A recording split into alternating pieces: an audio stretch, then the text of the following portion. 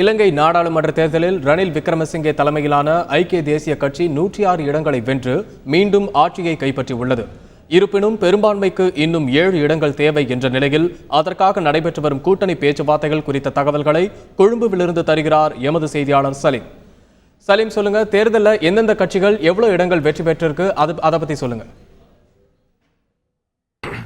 இலங்கை நாடாளுமன்றத்தை பொறுத்தவரை 225 எம்பிக்கள் பாதிக்கும் ஒண்ணு மேல இருந்தா ஆட்சி அமைத்து விடலாம். அதாவது பாதிக்கும் ஒண்ணு மேல எவ்வளவு அப்படின்னா 113 எம்பியோட ஆதரவு இருந்தால் ஒருவர் ஆட்சி அமைத்து விடலாம் என்கின்ற நிலை. இந்நிலையில ரணில் விக்ரமசிங்கே கிட்ட எத்தனை எம்பிக்கள் இருக்காங்க? 106. ராஜபக்சேவிடம் எத்தனை எம்பிக்கள் இருக்காங்க? 95. தமிழ் தேசிய கூட்டமைப்பு எத்தனை சீட் ஜெயிச்சிருக்காங்க அப்படின்னு சொல்லி பார்க்கும் பொழுது 16 ஜெயிச்சிருக்காங்க. இவங்களுடைய சப்போர்ட் ரொம்ப ரொம்ப முக்கியமாகிறது. இதர கட்சிகள் 6-1-1 அப்படின்னு சொல்லி ஜெயிச்சிருக்காங்க. இப்பொழுது இலங்கையில் எப்படி ஆட்சி அமைய போகிறது என்றால், ரணில் விக்ரமசிங்கே அடுத்த பிரதமராக பதவியேற்றுக் கொள்வார்.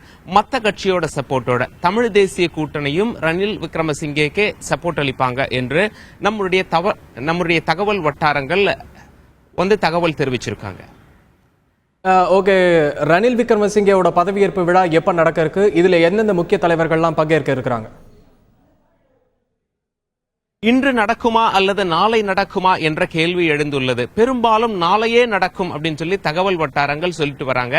என்ன காரணம் அப்படின்னா, எல்லாரும் ரிசல்ட் வரதுக்கு முன்னாடி போன்ல பேசிக்கிட்டாங்க. இப்ப நம்ம ஊர்ல எல்லாம் எலக்ட்ரானிக் ஓட்டிங் மிஷின்ல ஓட்டு போடுவோம், ரொம்ப சீக்கிரமா ரிசல்ட் வந்துடும். பட் இந்த ஊர்ல இன்னும் பேலட் பேப்பர் தான் இலங்கையில். அதனால்தான் ரிசல்ட் வர்றதுக்கு ரொம்ப தாமதமாச்சு. நேற்று இரவு தான் தெளிவான பிக்சர் ஒன்று கிடைச்சது.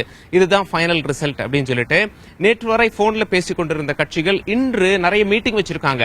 நேர்ல போய் சந்தித்து பேசிக் கொள்வார்கள். அப்படி பேசிக்கொண்ட பிறகு ஒருத்தரை சப்போர்ட் பண்றேன் அப்படின்னு சொல்லிட்டு எழுத்துப்பூர்வமாக கடிதம் கொடுப்பார்கள். அந்த கடிதம் எல்லாம் கடைசியா போய் ஜனாதிபதியை சேரும். இங்க அதிபர் அப்படின்னு சொல்லிட்டு சொல்றாங்க. பிறகு எங்க பதவி பிரமாணம் செய்து வைக்கலாம் என்ற முடிவு எடுக்கப்பட்டு பதவி பிரமாணம் செய்து வைக்கப்படும்.